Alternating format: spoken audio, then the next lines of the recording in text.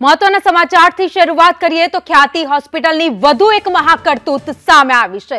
દસક્રોઈ તાલુકામાં કરેલી કરતૂતનો પર્દાફાશ થયો છે। પાલડી કાંકજ ગામમાં હોસ્પિટલે કેમ્પ યોજ્યો હતો તેવી માહિતી સામે આવી છે। બસ ભરીને ગ્રામજનોને હોસ્પિટલ પણ લઈ ગયા હતા। હોસ્પિટલ લઈ ગયા બાદ તમામની એન્જિયોગ્રાફી પણ કરવામાં આવી હતી, તો કેટલાય લોકોને બારોબાર એન્જિયોપ્લાસ્ટી કરી દીધી હોવાનું સામે આવ્યું છે। परिवारजनों ने जाण कर्या वगर ज ऑपरेशन कर्याना आक्षेप पण थया छे।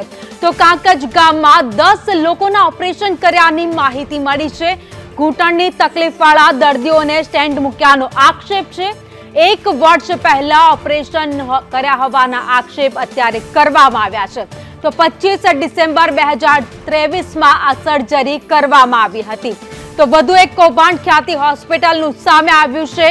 2022 અને 2024 માં બે કૌભાંડ બાદ વધુ એક કૌભાંડ ખુલ્યું છે। કાંકજ ગામમાં દસક્રોઈના કાંકજ ગામમાં એક કેમ્પ યોજ્યો હતો અને ત્યાંથી પણ આજ વસ્તુ ત્યાં કરી હતી। ત્યાંથી લોકોને લઈને આવ્યા હોસ્પિટલમાં અને જે લોકોને ઘૂંટણની બીમારી હતી તે લોકોને એન્જિયોપ્લાસ્ટી કરી હોવાની માહિતી મળી છે। વધુ અપડેટ સાથે સંવાદદાતા आयुष याज्ञिक दसक्रोई थी हमारी साथे जोड़ाया है। दसक्रोई थी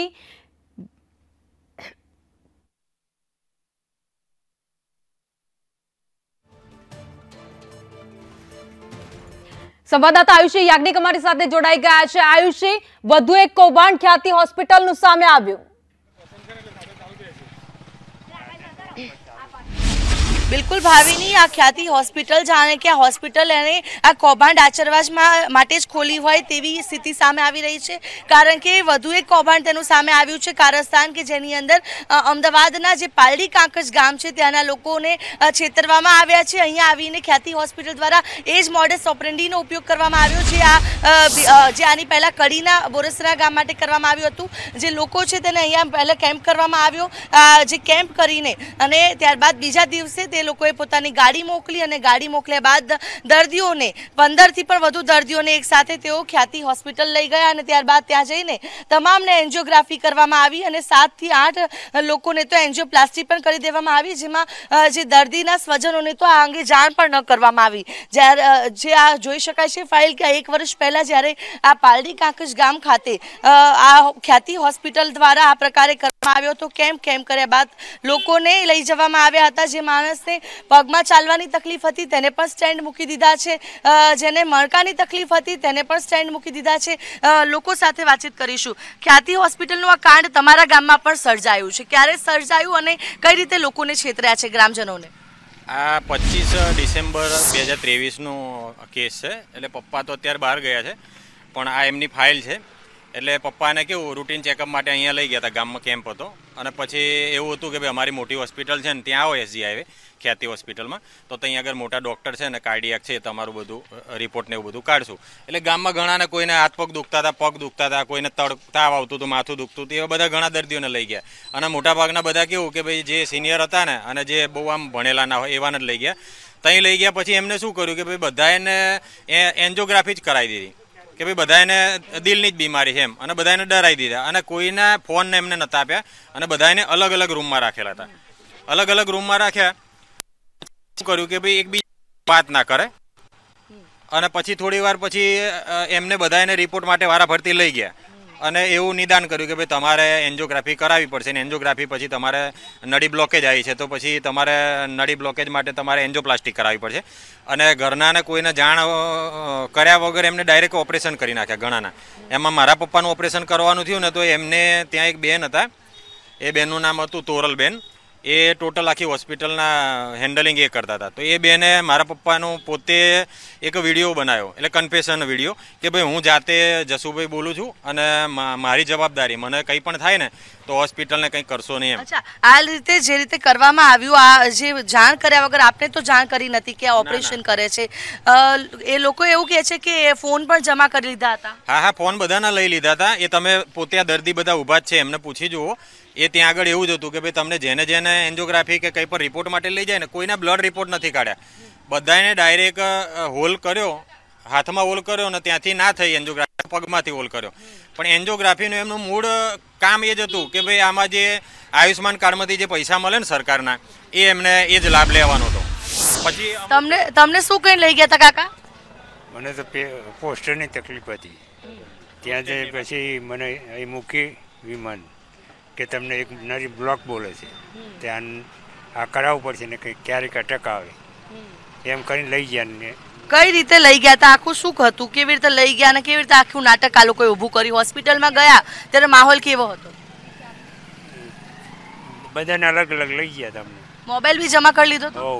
તમારું ઓપરેશન કર્યું ત્યારે તમને ઘરે કોઈને વાતચીત કરાઈ હતી? કોઈને વાતચીત નહીં, કોઈ જાણે. તમારા પપ્પાને લઈ ગયા ત્યારે શું સ્થિતિ હતી? શું કીધું તું? આ ડોક્ટરો શું કહીને લઈ ગયા હતા અને શું કર્યું એમની સાથે? અહીંયાથી જે કેમ્પ કર્યો, કેમ્પમાં એવું કીધું કે સવારના અહીંયાથી લઈ ગયા બધાને, સાથે રિટર્ન મૂકી જઈશું ઘરે.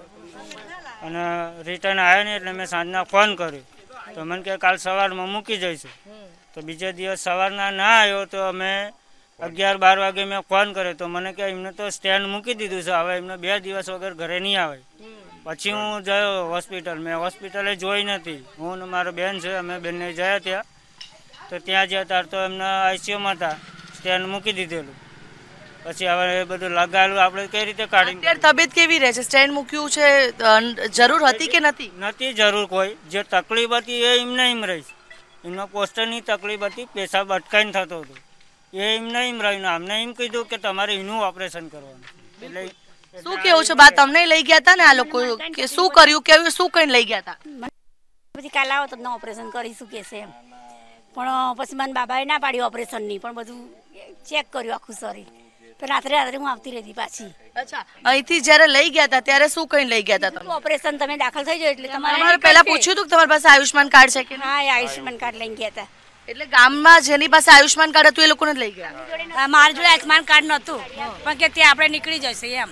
પણ મારે પગની તકલીફ હતી એમ, પણ ત્યાં કે આપણે એમઆરઆઈ પગની તકલીફ તમારે એની દવા પણ થઈ જશે કે એમ.